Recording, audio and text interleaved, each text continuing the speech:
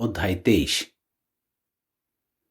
পরে যীশু লোকদের এবং তার শিষ্যদের বলতে লাগলেন, অধ্যাপকেরা ও ফরিসিরা মনে করে মোশির যেমন কর্তৃত্ব ছিল তাদেরও একই কর্তৃত্ব রয়েছে।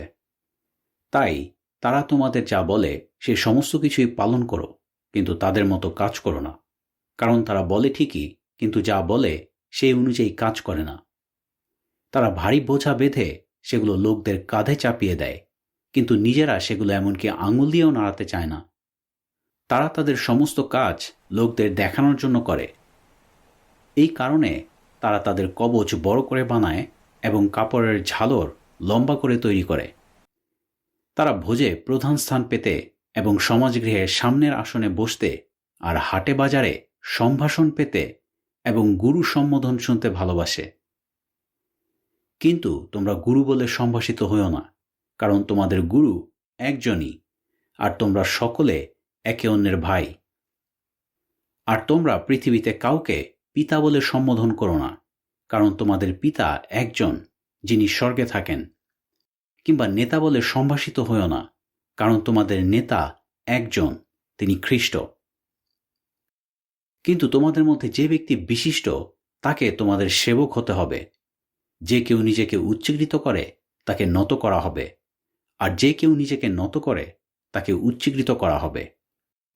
হে ভণ্ড অধ্যাপকেরা ও ফরিসিরা, ধিক তোমাদের, কারণ তোমরা স্বর্গরাজ্যে প্রবেশ করার দরজা বন্ধ করে দিচ্ছ।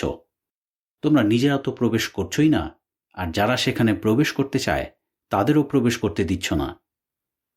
হে ভণ্ড অধ্যাপকেরা ও ফরিসিরা, ধিক তোমাদের, কারণ তোমরা একজনকে ধর্মান্তরিত করার জন্য সমুদ্রে ও স্থলে ভ্রমণ করে থাকো, আর যখন সে ধর্মান্তরিত হয় তখন তোমরা তাকে গিহেন্নায় যাওয়ার জন্য নিজেদের চেয়েও দ্বিগুণ যোগ্য করে তোলো। হে অন্ধ পথ প্রদর্শকেরা, ধিক তোমাদের, তোমরা বলে থাকো কেউ যদি মন্দিরের দিব্য করে তাহলে সে সেই দিব্য অনুযায়ী কাজ না করলেও সমস্যা নেই, কিন্তু কেউ যদি মন্দিরের সোনার দিব্য করে তাহলে সে সেই দিব্য অনুযায়ী কাজ করতে বাধ্য। হে মূর্খ অন্ধের দল, কোনটা বেশি গুরুত্বপূর্ণ, সোনা নাকি সেই মন্দির যা সোনাকে পবিত্র করে? তোমরা আরও বলে থাকো কেউ যদি বেদির দিব্য করে তাহলে সে সেই দিব্য অনুযায়ী কাজ না করলেও সমস্যা নেই, কিন্তু কেউ যদি বেদিতে রাখা উপহারের দিব্য করে তাহলে সে সেই দিব্য অনুযায়ী কাজ করতে বাধ্য। হে অন্ধের দল, কোনটা বেশি গুরুত্বপূর্ণ, উপহার নাকি সেই বেদি যা উপহারকে পবিত্র করে? তাই যে কেউ বেদির দিব্য করে সে সেই বেদির এবং এর উপরে রাখা সমস্ত কিছুরই দিব্য করে, আর যে কেউ মন্দিরের দিব্য করে সে সেই মন্দিরের এবং যিনি সেই মন্দিরে থাকেন তাঁরও দিব্য করে, আর যে কেউ স্বর্গের দিব্য করে সে ঈশ্বরের সিংহাসনের এবং যিনি সেই সিংহাসনে বসে আছেন তাঁরও দিব্য করে। হে ভণ্ড অধ্যাপকেরা ও ফরিসিরা, ধিক তোমাদের, কারণ তোমরা পুদিনা, মৌরি ও জিরের দশমাংশ দিয়ে থাকো, কিন্তু ব্যবস্থার আরও গুরুত্বপূর্ণ বিষয়গুলো অবহেলা করে থাকো, যেমন ন্যায় বিচার, করুণা ও বিশ্বস্ততা। দশমাংশ দেওয়া অপরিহার্য ছিল, তবে একই সঙ্গে ব্যবস্থার গুরুত্বপূর্ণ বিষয়গুলো অবহেলা না করা তোমাদের উচিত ছিল।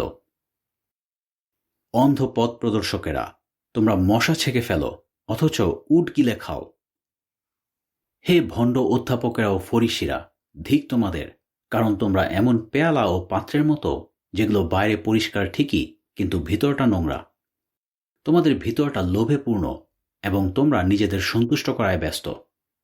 অন্ধ ফরিসিরা, প্রথমে পেয়ালা ও পাত্রের ভিতরে পরিষ্কার করো, এতে বাইরের অংশটাও পরিষ্কার হয়ে যাবে।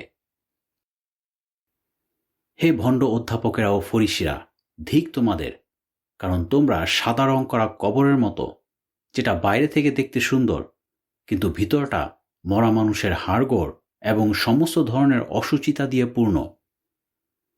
একইভাবে তোমাদেরও বাইরে থেকে ধার্মিক দেখায়, কিন্তু তোমাদের ভিতরটা ভণ্ডামি এবং মন্দ কাজে পূর্ণ। হে ভণ্ড অধ্যাপকেরা ও ফরিসিরা, ধিক তোমাদের, কারণ তোমরা ভাববাদীদের কবর বাধাই করে থাকো এবং ধার্মিকদের কবর সাজিয়ে থাকো এবং বলে থাকো, আমরা যদি আমাদের পূর্বপুরুষদের সময়ে থাকতাম তাহলে আমরা ভাববাদীদের রক্তপাত করায় তাদের সঙ্গে যোগ দিতাম না। এভাবে তোমরা আসলে নিজেদের বিরুদ্ধে সাক্ষ্য দিচ্ছ যে তোমরা তাদেরই সন্তান যারা ভাববাদীদের হত্যা করেছিল। বেশ, তাহলে এবার তোমরা গিয়ে তোমাদের পূর্বপুরুষেরা যে কাজ শুরু করেছিল তা শেষ করো। হে সাপের দল, বিষধর সাপের বংশধরেরা, কিভাবে তোমরা গেহেন্নার বিচার থেকে রেহাই পাবে? এই কারণে আমি তোমাদের কাছে ভাববাদীদের, বিজ্ঞ ব্যক্তিদের ও শিক্ষকদের পাঠাচ্ছি। তোমরা তাদের মধ্যে কাউকে হত্যা করবে, কাউকে দণ্ডে বিদ্ধ করবে, কাউকে তোমাদের সমাজগৃহে চাবুক মারবে, আবার কাউকে এক নগর থেকে অন্য নগরে তাড়না করবে, যেন পৃথিবীর সমস্ত ধার্মিক ব্যক্তিদের রক্তপাতের দোষ তোমাদের উপরে আসে। হেবলের রক্তপাত থেকে শুরু করে বড়খিয়ের ছেলে সখরিয়ার রক্তপাত পর্যন্ত, যাকে তোমরা মন্দিরের পবিত্র স্থান ও বেদির মাঝখানে হত্যা করেছ। আমি তোমাদের সত্যি বলছি, এই প্রজন্ম এই সমস্ত কিছুর জন্য দায়ী থাকবে। জেরুসালেম, জেরুসালেম, তুমি ভাববাদীদের হত্যা করে থাকো এবং তোমার কাছে যাদের পাঠানো হয় তাদের পাথর ছুঁড়ে থাকো। আমি কতবার তোমার সন্তানদের একত্রিত করতে চেয়েছি, যেমনটা মুরগি ডানার নিচে এর বাচ্চাদের একত্রিত করে, কিন্তু তোমরা রাজি হওনি। দেখো, ঈশ্বর তোমাদের গৃহ পরিত্যাগ করবেন এবং তোমাদের হাতে ছেড়ে দেবেন। এই জন্য আমি তোমাদের বলছি, তোমরা এখন থেকে আর কোনোভাবেই আমাকে দেখতে পাবে না, যে পর্যন্ত না বলো, ধন্য সেই ব্যক্তি যিনি জিহোবার নামে আসছেন।